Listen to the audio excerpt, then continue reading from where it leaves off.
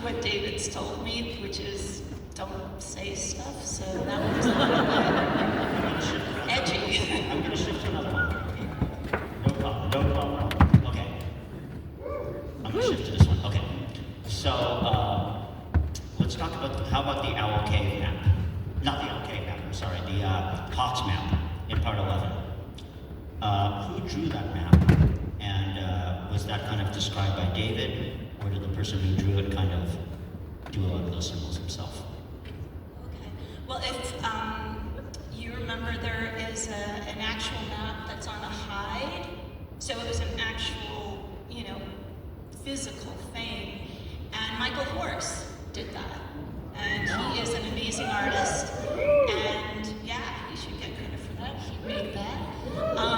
And he was called by David, and David described what the scene would be, and what would be seen in that scene. So there were certain things that he gave him, and then Michael drew it and painted it based on actual indigenous people type of art.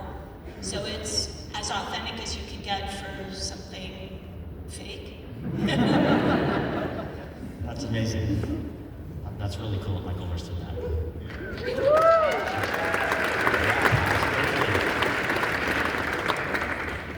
So Ray. Yes. During this is kind of a multi-part question. This is kind of multi-part here. Yeah. During the first 2 seasons, did you ever suspect that it could be you before you were told? No. How were you told? In a word, no. No. I didn't suspect it was me. I didn't want it to be me. Anybody else but me. Anybody. Ben Horn, Richard Beamer would have been great. Bobby Briggs. Yeah. Cool Bobby, you could have been it. Sheriff Truman, that's not so far-fetched. Not Leland Palmer. Not Leland Palmer, no. No, it can't be me. It can't be me. I would have to leave town. I would either go to prison or I would die. And this is not something I look forward to. And so I prayed it wasn't me. Well, everybody was praying that it weren't them, I suppose.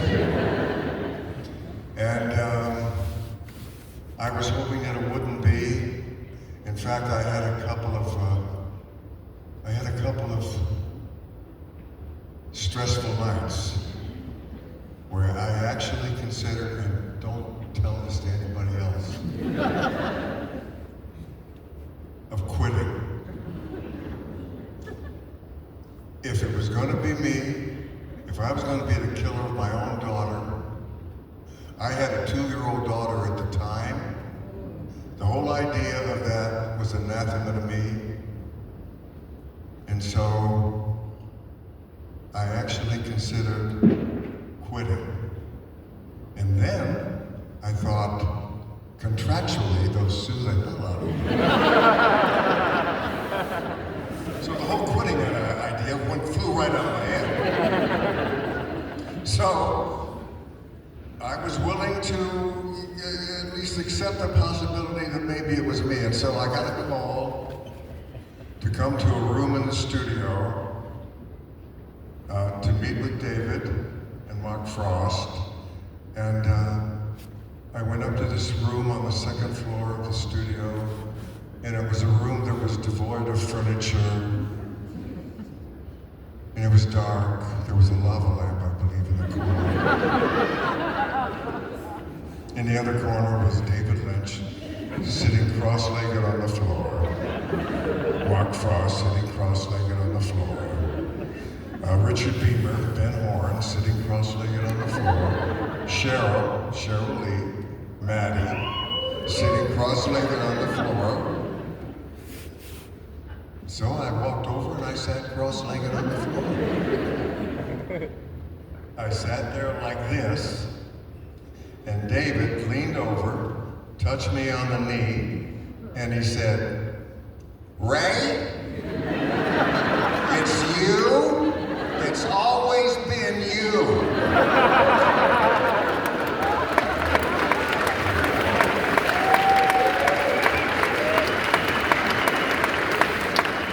I couldn't believe it. I could not believe it. I thought, oh God, no. But Ray, it's gonna be a beautiful thing.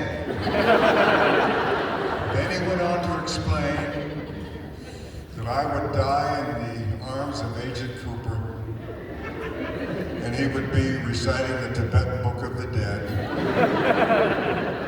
and I would look down a long tunnel, and at the end of that tunnel would be a bright light, and in that bright light would be my daughter, Laura, and she would be holding out her arms to me, forgiving me. He made it sound so beautiful.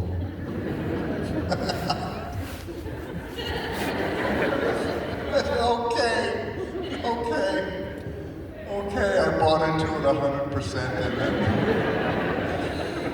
the next day we shot the scene where I kill Manny, of course, and she died by 3 people that day, by Ben Horn, Richard Beamer, and by Bob, Frank Silva, and by me, because David didn't even want the crew to know who the real killer was. And poor Cheryl, she had a rough time that day. And so that's the saga of how I left the show. And of course I was hoping, against hope really, but tremendously hoping that I would reappear in season 3. and indeed, David called me up on the phone, and I wasn't there to get the call, but it was on my machine, and I played the message on the machine, and it went, "If this is Ray Wise, this is David Lynch here. We're going back, Ray. We're going back. Call the office." So I called the office. I said, "Wow, this is great. Yep, we're going back for a 3rd season, and it sounds like I'm going to be in it." "Yeah."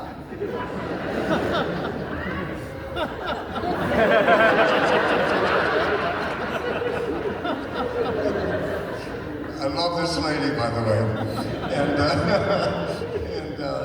Anyway, the 3rd season was beautiful. I gotta say, you did an extraordinary job. I don't know how you did it.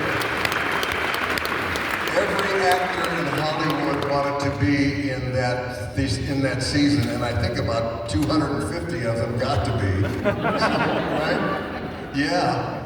And so for her to wrangle that many egos is pretty extraordinary. And you did a fantastic job.